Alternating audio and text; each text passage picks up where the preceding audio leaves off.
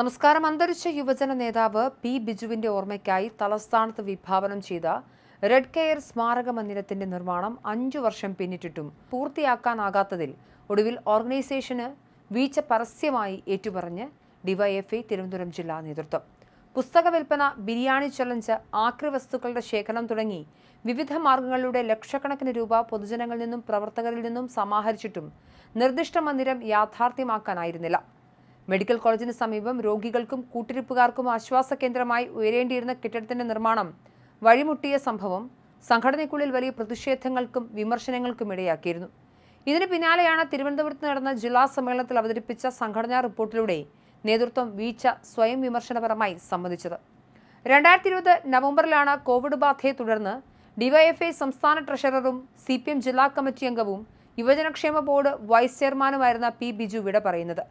തുടർന്നാണ് അദ്ദേഹത്തിന്റെ സ്മരണ നിലനിർത്തുന്നതിനായി മെഡിക്കൽ കോളേജ് പരിസരത്ത് റെഡ് കെയർ എന്ന പേരിൽ മൾട്ടിപർപ്പസ് ജീവകാരുണ്യ കേന്ദ്രം നിർമ്മിക്കാൻ തിരുവനന്തപുരം ജില്ലാ കമ്മിറ്റി തീരുമാനിച്ചത്. 2021 അന്നത്തെ CPM സംസ്ഥാന സെക്രട്ടറി കോടിയേരി ബാലകൃഷ്ണനായിരുന്നു കേന്ദ്രത്തിന്റെ തറക്കല്ലിട്ടത്. രോഗികൾക്കുള്ള ഭക്ഷണ വിതരണം, രക്തദാന പ്രവർത്തനങ്ങളുടെ ഏകോപനം, അടിയന്തര ആംബുലൻസ് സേവനം, ലഹരിവിരുദ്ധ പ്രവർത്തനങ്ങൾ എന്നിവയുടെ കേന്ദ്രമായി ഇതിനെ മാറ്റാനായിരുന്നു തീരുമാനം.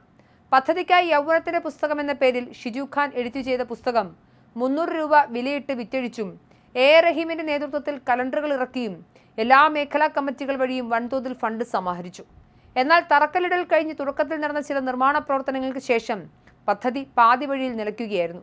ഇതിനിടെ ആംബുലൻസ് വാങ്ങാനായി പാളയം ഏരിയയിൽ നിന്നും പിരിച്ചെടുത്ത 11 ലക്ഷം രൂപയിൽ 5 ലക്ഷത്തോളം രൂപ വകമാറ്റി ചെലവഴിച്ചുവെന്ന തിരിമറി ആരോപണം ഉയരുകയും ഒരു നേതാവിനെതിരെ സംഘടന നടപടിയെടുക്കുകയും ചെയ്തിരുന്നു.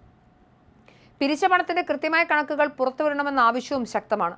അതിനിടെയാണ് നിലവിലെ ജില്ലാ സമ്മേളന റിപ്പോർട്ടിൽ വൈകലിന്റെ കാരണം വിശദീകരിച്ചുകൊണ്ട് നേതൃത്വം രംഗത്തെത്തിയത്. തുടർച്ചയായി വന്ന തെരഞ്ഞെടുപ്പുകളും വയനാട് ദുരന്തത്തിന്റെ പശ്ചാത്തലത്തിൽ നടത്തിയ പ്രത്യേക ധനസമാഹരണവുമാണ് സ്മാരക നിർമ്മാണത്തെ പ്രതികൂലമായി ബാധിച്ചത് എന്നാണ് സംഘടനയുടെ വിശദീകരണം. വയനാട് ദുരന്തബാധിതർക്കായി മാത്രം ജില്ലയിൽ നിന്നും 83 ലക്ഷം രൂപ സമാഹരിച്ചിരുന്നതായി റിപ്പോർട്ടിൽ ചൂണ്ടിക്കാണിക്കുന്നു. സ്മാരക ഫണ്ട് സമാഹരണത്തിൽ വിവിധ ബ്ലോക്ക് കമ്മിറ്റികൾ വരുത്തിയ വീഴ്ചകളും റിപ്പോർട്ടിൽ അക്കമിട്ട് നിർത്തുന്നുണ്ട്. നെടുമങ്ങാട്, പേരൂർക്കട ബ്ലോക്കുകൾ മാത്രമാണ് തങ്ങൾക്കുള്ള ലക്ഷ്യം പൂർണ്ണമായും കൈവരിച്ചത്. വഞ്ചിയൂർ, കഴക്കൂട്ടം, പാളയം കമ്മിറ്റികൾ പകുതി തുക മാത്രമടച്ചപ്പോൾ പാറശാല, കാട്ടാക്കട, വിതുര, കിളിമാനൂർ അടക്കം ഭൂരിഭാഗം ബ്ലോക്കുകളും തണുപ്പൻ മനോഭാവമാണ് കാണിച്ചത്. വർക്കല, ആറ്റിങ്ങൽ, വെള്ളറട, മംഗലപുരം എന്നീ കമ്മിറ്റികൾ തികച്ചും നിഷേധാത്മക നിലപാടാണ് സ്വീകരിച്ചതെന്നും റിപ്പോർട്ട് കുറ്റപ്പെടുത്തുന്നു. രണ്ടാം ഘട്ടത്തിൽ നിലവിൽ 11 ലക്ഷത്തോളം രൂപ സമാഹരിച്ചിട്ടുണ്ടെന്നും കുടിശ്ശികയുള്ള തുക ബാക്കി ബ്ലോക്കുകൾ ഉടൻ അടച്ചു തീർത്താൽ വരാനിരിക്കുന്ന നവംബർ 4-ന് ബിജുവിന്റെ ഓർമ്മദിനത്തിൽ തന്നെ റെഡ് കെയർ മന്ദിരം നിർമ്മാണം പൂർത്തിയാക്കി ഉദ്ഘാടനം ചെയ്യാൻ സാധിക്കുമെന്നാണ് ഡിവൈഎഫ്ഐ നേതൃത്വം വ്യക്തമാക്കുന്നത്.